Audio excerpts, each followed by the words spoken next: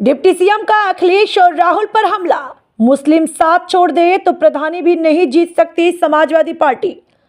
बागपत में deputy CM Brajesh Pathak का बयान। डिप्टी सीएम ने सपा के अखिलेश यादव और कांग्रेस के राहुल गांधी पर साधा निशाना। बीजेपी ने लोकतांत्रिक तरीके से सबसे पीछे पंक्ति में बैठे कार्यकर्ता को बनाया पार्टी अध्यक्ष, जबकि कांग्रेस में राहुल या उनका बेटा ही बनते हैं अध्यक्ष। अगर शादी हो गई तो राहुल का बेटा नहीं तो प्रियंका गांधी का बेटा बनेगा पार्टी अध्यक्ष। साथ ही उन्होंने कहा कि हम लोगों के यहाँ गांव में तो अगर 55 साल की उम्र तक शादी न होने पर बाबा बन जाते हैं।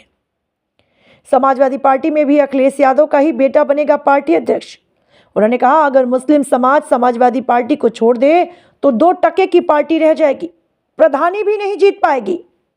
मुसलमानों को डरा कर वोट लेती है समाजवादी पार्टी और उनकी सरकार में जमीनों पर कब्जे होते थे और बेटी को छेड़ने पर एफआईआर तक नहीं लिखी जाती थी।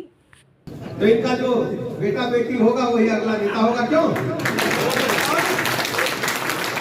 अगर शादी नहीं होती है, क्योंकि हम लोगों को गांव में माना जाता है अगर 55-56 साल के होगा तो शादी सोचते सोचते ऐसे ही बाबा बन करके यही सोचते हैं। बताओ भैया, 55 दादा बताओ बाबा 50-55 साल के बाद शादी के बारे में विचार त्याग देते हैं, सोचते संन्यास ग्रहण करते हैं। यही है ना, तो बाबा ही हो गए।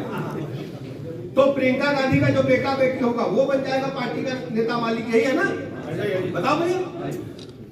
समाजवादी पार्टी का सोचो, समाजवादी पार्टी का अगला नेता कौन होगा बताओ। अखिलेश यादव का बेटा बेटी और कोई रास्ता है? कोई और दिमाग लगा सकता है क्या? कोई कार्यकर्ता सोच सकता है कि समाजवादी पार्टी का अध्यक्ष हम बन जाए? बताओ भैया। उधर सोचो आप,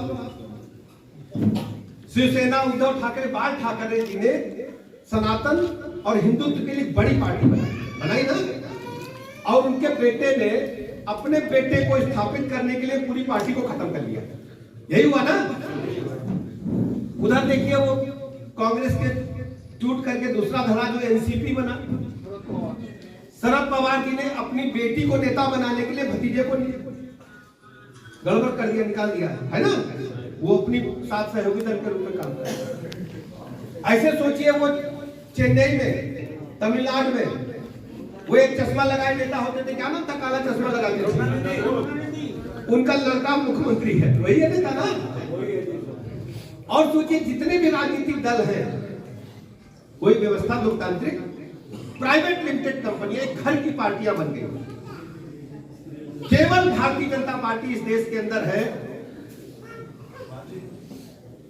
जो लोकतांत्रिक व्यवस्था के तहत, भारत निर्वाचन आयोग के नियमों के तहत और भारतीय संविधान के तहत भारतीय जनता पार्टी से कोई पूछे, इतने बड़े नेता सीनियर बैठे, सामने भी सभी लोग वरिष्ठ साथी बैठे, कि नितिन नवीन जी अध्यक्ष हो गए, अगला राष्ट्रीय अध्यक्ष कौन होगा? कोई बता पाएगा?